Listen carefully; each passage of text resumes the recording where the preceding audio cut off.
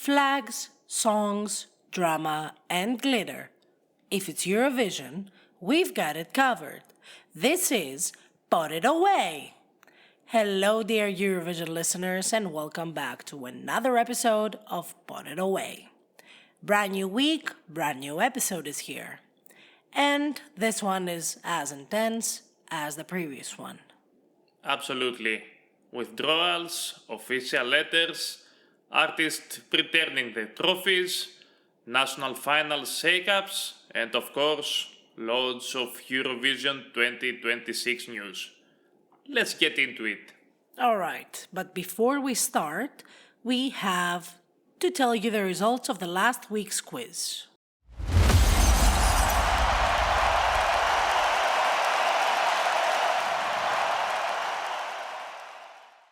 So last week we asked you which country won Eurovision Song Contest in 1970. And the winner was...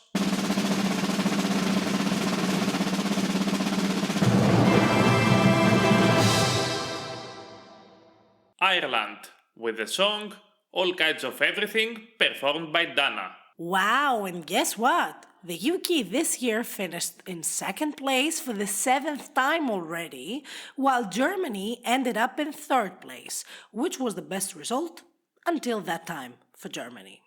And that was also the only time that Luxembourg received 0 points. What a controversial competition back then, and what a surprise result. Exactly, and we asked you this quiz actually because Ireland is one of the countries which is going to withdraw, which actually has withdrawn from Eurovision 2026, along with the 5th country, which is Iceland. Let's start with this.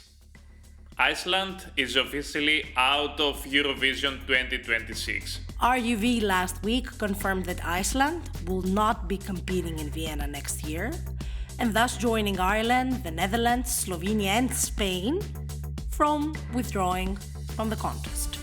In their statement, RUV explained that Cannes participation caused major discord within the EPU and among the Icelandic public.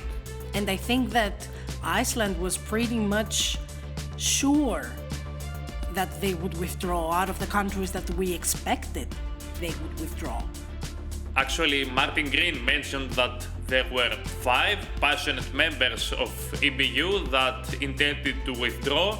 We already had 4 of them, and we were looking forward for the 5th one. Exactly, not forward, we were just searching for the 5th one because it's never nice to see someone withdrawing from Eurovision. But in general, even though those rule changes were discussed in Geneva and the vast majority actually, of the EBU members agreed in adopting them, well, RUV had serious doubts, and this is the reason why they decided to actually withdraw and not participate next year. Yes, according to RUV, the situation has already damaged the reputation of both Eurovision and the EBU, and so there would be neither joy nor peace if Iceland took part. And this is sad to listen to it because, I don't know if you're familiar with Netflix, but I am, and I remember I was super excited when the Eurovision Saga movie was out on Netflix, and it was actually based on an Icelandic victory. Yeah, ding dong. Exactly, so I don't know, to me it's very sad that Iceland is leaving the competition. They might not have wins, but they're actually very much successful. They really like the contest and they participate with all their heart. And they have given us many grateful moments and performances to remember. To all of our fans in Iceland, you should all know that we will miss you too. Like the Netherlands, Spain, Ireland, and Slovenia. That's it. That's so true. And they might be out, but they will still broadcast the Eurovision 2026. and we're not sure about the national final. Do you have any information for the national final of Iceland? No, not yet. I think also RUV have not cleared their mind up about what they're going to do with their national final. Okay. Don't expect me to pronounce the name of the Icelandic national final. I think it's quite easy. Singvakepin. No. Okay. No? Tell him yes, because he will get sad if you tell him no. I don't know. I'm very sad about Iceland. I'm very sad, in fact, for all the countries that are withdrawing. And I really wish that everyone could participate and even more countries to join us. Because we have the 3 countries that are coming back, but we have 5 countries that are leaving us. So Martin Green was kind of right, was pretty much right. And 35 countries is not a lot. 35 countries is not few, but still. I don't know. For the time being, we will have 2 semifinals of 15 countries, each one of them. So it will be one of the smallest contests in the recent history of Eurovision. But the good news out of this bad news is that the EBU confirmed that no extra costs will be burdened by the participating countries. You know what the fun part is in all this about the budget execution of EBU? What? NRK actually asked EBU of what's going to happen with their budget. Very good. And imagine if Norway is asking about the budget, how bad things are. Exactly. And imagine how bad the things are despite the fact that 3 countries that faced some financial issues back then coming back in Eurovision 2026.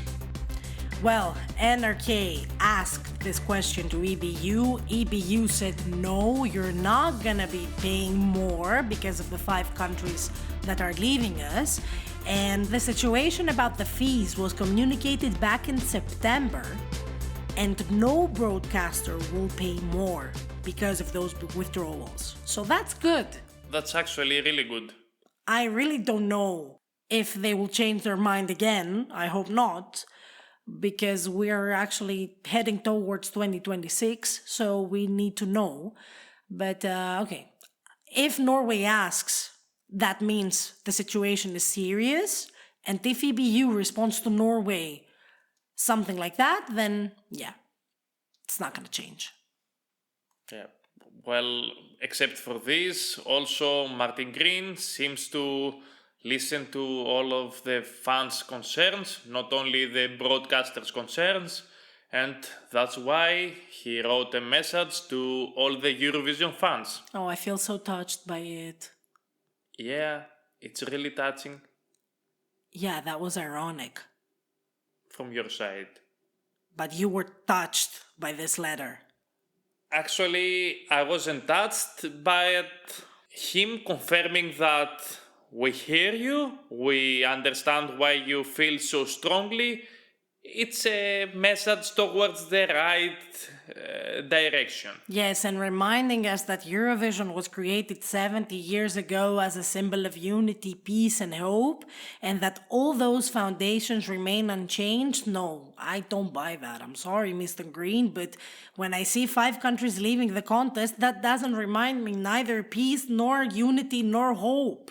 Yes, but you should acknowledge that he admits that many fans want Eurovision to take a political stance, but he insists that the contest can only survive by being guided by the rules. Yeah, and he also made a personal pledge that if broadcasters break the rules in 2026, the EBU will not tolerate it. And why did they tolerate it in the previous years and not now? Because according to the EBU, no rules were broken back then. Yeah. Well, I don't know if I would like to continue talking about this letter because honestly, in my opinion, it felt kind of a ChatGPT letter. I don't know how to comfort the Eurovision fans after all that tragedy. I don't know. Yes, but this, let's say, ChatGPT letter ends up with a very strong message. United by music still matters, now more than ever. And this is a quite strong message to pass to all the fans and all the broadcasters. Yeah, that's true. I'm still not convinced by this letter, though. I think that Martin Green wanted to say something. I don't know. I don't think that he wanted to say something to us, the fans. I think that he just wanted to get out of the obligation of saying something to the fans. I didn't receive it this way, but you know who else had many doubts about the EBU's decisions? Who? Nemo, winner of 2024. Okay, so Nemo announced that they're returning their Eurovision trophy to the EBU in protest of Israel's continued participation. Okay. You know what bothers me about their decision? What? They won back in 2024. They performed on stage in Eurovision 2025. And after all this progress, they come back now, returning their trophy in Geneva, in EBU's headquarters. Yes, but last year we didn't have any efforts to change the rules. So now maybe Nemo thought that since we have the change of the rules and EBU is actually thinking about, changing the whole thing with the Israeli situation and stuff, maybe they were expecting something different. So this is the reason why they feel kind of betrayed. I don't know how to explain that, to say it. I don't know. Actually, I don't buy it. I'm not convinced with their stance. Okay, so you don't buy Nemo's things, I don't buy Martin Green's things, so we are good, okay? Yeah. No, Nemo in a deeply personal statement said that while they're grateful for the Eurovision community and all the people that they have accepted them, they no longer feel that the trophy belongs on their shelf, which is very sad. And if you think about it, when Nemo lifted the trophy back in 2024, the trophy was broken. So that was kind of, I don't know. A sign from the future? Probably, like a prequel of what's gonna happen 2 years later. You know, I had written an article back then saying that Nemo was like Bilbo Baggins, the main character in Hobbit, in the famous book of Tolkien. And you know how Hobbit ends? How? With Gandalf giving back something precious to Bilbo and saying to him that he should keep it. Maybe someone gave this trophy to Nemo to keep it and keep the Eurovision spirit alive, but Nemo in the end betrayed the whole Eurovision community. I don't know if I feel betrayed as a member of the Eurovision community, because this is a true and clear statement by a person who actually suffered a lot back in 2024. And maybe they would like to protect future contestants from suffering. So, I don't know. I'm not quite sure if I like that they are giving back the trophy, but I think I need to give a second thought to it as a person myself. But it wasn't the only winner who actually said that they would return the trophy back, no? Who else? The winner of Eurovision 1994, Charlie McGettigan, who won alongside Paul Harrington with the song Rock and Roll Kids. He announced also that he will return his trophy in support of Nemo's statement. Does he actually have a trophy? I don't know. I wasn't born in 1994 in order to remember if Eurovision was giving trophies actually back then, but Well, as far as I'm concerned, the only one who received the trophy back then was the composer of the song. So I guess neither Charlie McGettigan nor Paul Harrington have a trophy to give back. So then maybe Charlie McGettigan has to seek the trophy from Brendan Graham, who was the composer of Rock and Roll Kids. Or maybe they should all stop returning their trophies back to EBU and continue their lives. It's not that easy, but I hear you. So let's continue with our episode and the next subject that we have to discuss. But please answer to all our social media. First of all, do you think that more countries will withdraw from Eurovision? And second, do you agree with Nemo's decision and Charlie McGettigan's decision to return the trophies? Put it away! So let's move on with Luxembourg Song Contest, because the songs were released last week. This year's theme is collective songwriting with international collaborations and a strong Northern European presence. And the languages of the songs include French and English, with some touches of Portuguese and German. So Costa, would you like to tell us which is the lineup? Yes, of course. We have Andrew the Martian with I'm the Martian, Darius with Melusina, Eva Maria with Mother Nature, Hugo One with Born Again, Irem with Bad Decisions, Hash Hash, Another Hash Hash, if you know, you know, Luzak with Prison Dore, Siro Kuro with Eye to Eye, and Steve Castile with Sweet Tooth. and you had only one song title in French, and you didn't pronounce it correctly. It's Prison Dorée. And what did I say? Prison. Potato. No, Prison Dorée is not the same with Prison Dorée. Nerd. Anyway, let us continue with the evaluation of the songs, because of course we sat down and we listened to all the 8 songs competing in Luxembourg Song Contest. There were not so many. So this is why we have a top 3 instead of the top 5. And what is our top 3? So we liked very much Darius with Melusina, which is kind of a voila coded song. It reminds me a bit of Barbara Pravi, no? Yes, it's also like this year's French entry in Junior Eurovision. We will talk about this later. Wait. But you see, these issues come and go again and again. Okay. Second one is Irem with Bad Decisions. Hush hush. It gives me kind of an Eastern hush-hush vibes, but I'd like to see the staging because it has a potential in staging. And if they present it properly, I think they could go to Eurovision, no? And if they run a very active campaign in TikTok like Hash Hash last year, they will for sure do very well in their national final. That was a different thing, but yeah, I agree with you. And the last one we have and we liked, and I think it's our favorite, like both our favorite, is Luzak with Prison Dorée. That has this French intro, but it has a really catchy switch on the beat.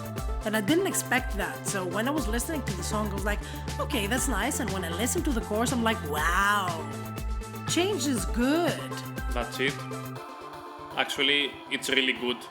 I believe it has the best potential to do well in their national final and why not in Eurovision as well. And don't forget that Luzak participated in Luxembourg Song Contest last year, so he has the experience of the national final. And he seems really motivated to represent Luxembourg in Eurovision Song Contest. Okay, best of luck to everyone. The national final is on the 24th of January, and we're really looking forward to see who is going to represent Luxembourg next year. We will have plenty of time to talk more about Luxembourg Song Contest in the future. Put it away. All right, shall we move on to Moldova?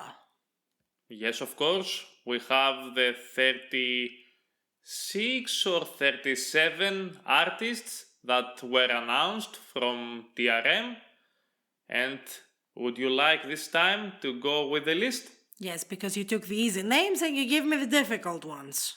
I will do it though, because I'm not afraid of anything. Come on, they're not so difficult. Do you want to do them? No.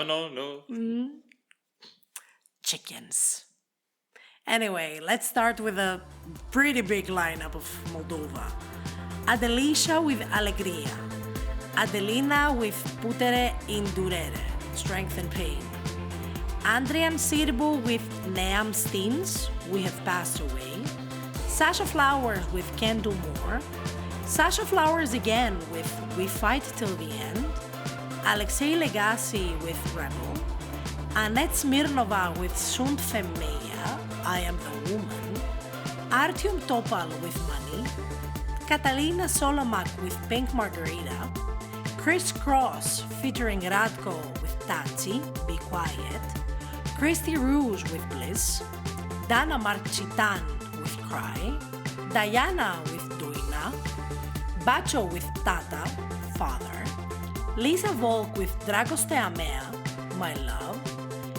Emphoria with Tipare, Patterns. Evgeny Avramov and Alenin Ivan with Foklagete, Fire in the Boots. Ilinka Siviroveanu, Running Through the Rain. Curly with Respir Liber, I Breathe Freely.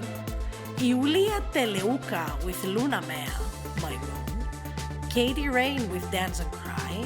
Monique Monua with Like I Do. August Black with You Make Me Crazy. Maxim Zavidia with Allo, Hello. Nadegda Rotaru with Winter Story. Pavel Orlov with Can't Say Goodbye. Rodika Jabinski with Dependenta, Dependence. Olive Sky with Bad Dream. Sasha Bognibov with On the Right Path. Satoshi with Viva Moldova. El Era with Friends. Valeria with Valerian Steel, Rai Di Dam. I think I didn't miss anything. Zeleno with No Pain No Gain. Chris Cross with Close My Eyes. Moldy with Moldova Mea, My Moldova. And Diana with Cry, Our River. Félicitations. Merci beaucoup. We had another participant who was Nico. He was selected to go through to the auditions of the national final of Moldova, but he was disqualified from the selection process. He was supposed to compete with the song Falling in Love, and so far, Moldova's television has not explained yet the reason why Nico was removed from the process. That's the reason why we have only 36 participants and not 37. This is potato. Yes. Well, these 36 artists went through the live audition stage on December 16, and some of them, 5 to 10, will advance in the final stage for the grand final of Moldova that will take place on January 17th at Chisinau Arena. And the winner will be decided by an international jury, a Moldovan jury, and public vote. 33% each. Fair enough. But which of the songs did you like? Because we sat down and we listened to all 36 songs. That's a very sad story. We deserve a round of applause. When we first heard that Moldova is going to be back again in Eurovision Song Contest, I really felt very happy about their decision. Yes, because you wanted Dobsis Dub to participate for Moldova again. At least a song that reminded me of that kind of music. But we ended up with 36 songs that I have to admit that they were not my cup of tea. Okay, but we still had some standouts, no? Yes, actually we do have. We liked Anet Smirnova with Sunt Femeia, Artyom Tupal with Money, Catalina Solomak with Pink Margarita, Diana with Doina, Kate Rain with Dance and Cry, Monique Monua with Like I Do, Nadeya Rotaru with Winter Story. But our favorite, I think with a difference from the others, was Viva Moldova by Satoshi. The Moldovan version of I Love Belarus. Yeah, someone could say that they resemble. But I remember myself when we were listening to the songs and I saw that title. It was towards the end. We had listened already the 34 first songs.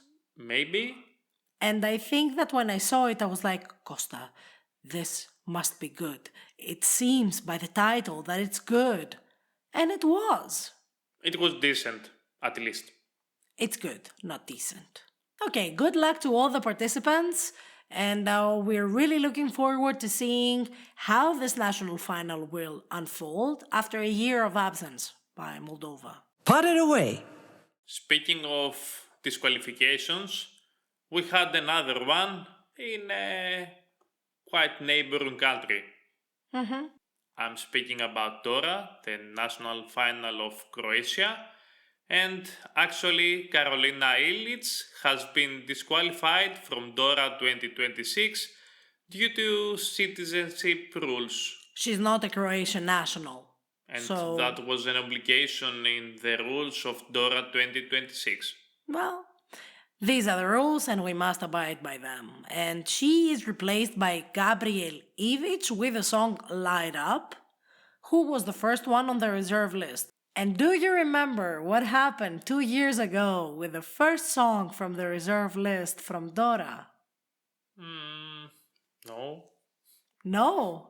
I'm joking. We all know Rim Dim Dagi Dim. There's no going back. Whoa, whoa. Something like that. Amazing, brilliant. And imagine if this song, Light Up, will have the same luck like Baby Lasagna song. Let's see. Best of luck to Gabriel Ivic. And to all the participants of Dora, of course. Yeah, of course. Put it away! More national final news, this time from Germany. A big five country. That is participating in Eurovision. Hasn't withdrawn. Yeah, of course. Well, Germany was in favor of Israel's participation and they wouldn't withdraw in this case. Well, the German national final will be held on February 28, will be aired on Das Erste at 8:15 CET, and it will be called the Eurovision Song Contest Das Deutsche Finale 2026. I don't remember how to read the numbers in German. How is it? 2026. Okay, I'll go with that. All right, so songwriting camps, expert panels, international juries. That means the process is already underway for Germany, because last year they had this amazing Baller by Aborentina that became a smashing hit despite the not expected result in Eurovision. And I think that they're striving for something even better this year.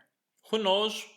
They will have a lot of changes this year. No Stefan Raab, as we have already told you in one of our previous episodes. And we're looking forward for the national final as well. Put it away! And would you like me to take you a bit south in Europe? Because we had also some protests from Portugal. Protest from Portugal? Exactly. About what? Well, you know the Festival da Canção that is held annually to select who will represent Portugal in Eurovision, right?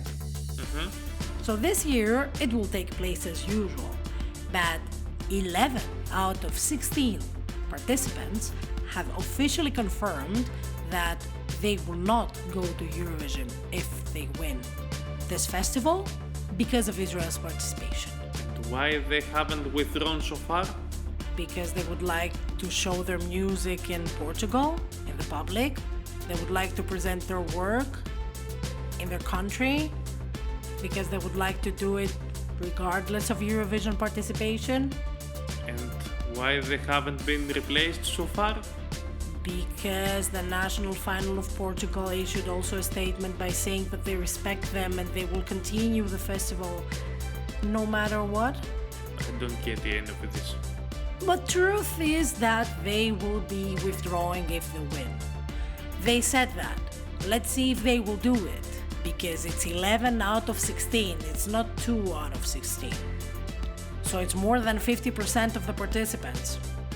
I believe that if I want to participate in the contest, I participate following their rules that have been set out. If I don't want, I just don't participate. Participating, and if I'm going to win, then I want to represent my country in the biggest music song contest in the world. Well, I don't get it, really. It's not up to us, it's up to them. This is what they said, so we better see the continuation of this. Put it away. You know what's better? What's better? Junior Eurovision. So last Saturday, we had the Junior Eurovision 2025, and our favorite France won the contest. So Lou Deleuze, with the song Ce Monde, she managed to win the competition with 248 points. Second was Ukraine with 177 points. Third was Georgia with 176 points. Armenia was fourth with 175 points, and Spain was fifth with 152 points. So our three favorite songs ended up in the top 4 places in Junior Eurovision, and actually our favorite one won the whole contest. Congratulations, Costa. Well done. I give him high five and he doesn't give me back. Okay, that was an insult. Anyway, I will not care about this. The show was brilliant. In Georgia, they did an amazing job. All the presentations and the participants were amazing. The camera, the interval acts, the presenters, the spokespersons, everyone. They were so glamorous and so amazing. And that was a great junior edition of Eurovision. I truly adored the participants. I really liked the staging. I really liked the energy from the audience. But, okay, the camera angles and the direction of the show was not so good in my eyes. The interval acts, however, were fantastic. I really loved the fact that we saw the group that represented Georgia in their first victory, and they didn't sing the song Bzzz, but they sang something different, and they have aged so well. I really expected Georgia to announce them as their representatives in Eurovision 2026. You never know what's gonna happen in the future. But it was so nice to see them back on stage, you know, they prepared such an amazing show with many dancers along the stage. It was so nice. But, Chris, actually, did you like the winning performance? Yes, a lot. It reminded me of Barbara Pravi, and voila. That would be my second question. Okay. Okay, no, listen. When I heard it in the audio version, I said, okay, France, that's it. They should win Junior Eurovision. But then I thought that this song is reminding me of Voila. So when I saw it on stage, I said, yes, this is the mini Barbara Pravi. But Lou Deleuze was wearing a hat and was wearing a dress. She was like Barbara Pravi, dressed up like Melody in the Eurovision 3 parties, going up on stage and set the world on fire. The performance was very, very sentimental. It was energetic, it was dynamic, it reminded us a lot of France in 2021, but it was worth it. The girl was worth it. I should also give kudos to Albania. because I think, in my humble opinion, that was the most junior performance. That was my favorite in Saturday's evening. She was amazing. It was the juniorest song we could have. But I think that it was a pretty good edition of Junior Eurovision. Congratulations to all the kids that participated. I know that a lot of them were sad because they didn't win. They thought that they would do better, but it was a night that we were truly united by music through the kids. Exactly. That's the spirit of Junior Eurovision, and that should be the spirit of the adult version of Eurovision Song Contest. And now we have France with 4 wins, tied with Georgia with 4 wins as well. Congratulations to all the kids, to all the countries, and see you next year in France. Yes, I think so. Put it away. And that was it for today. Our episode wasn't as big as the previous one, but I think you liked the previous one, so you wouldn't be mad at us. And we owe you this week's quiz. Do you have anything in mind? I do. And since we talked about Iceland withdrawing, maybe we should ask something about Iceland, no? Yes, go ahead. Put it away. So, this week I would like to ask you, which is Iceland's worst result in Eurovision Song Contest? You have already mentioned the best result, so now I'm asking you which is the worst result.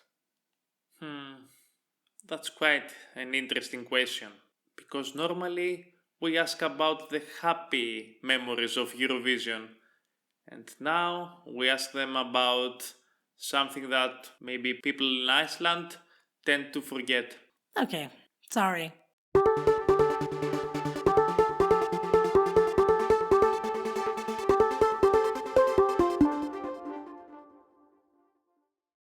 That was episode 12. Heavy news, big statements, and Eurovision history being written in real time. And in order not to miss anything at all, please follow us on all social media platforms, on Instagram, Facebook, Threads, TikTok, X, just to keep the conversation going. And of course, you can listen to us in all digital platforms: Spotify, YouTube, Apple Podcasts, Amazon Music, wherever you feel like it. So, that's all, folks. The show is over. The points are counted. Until next week, don't forget to Put it away.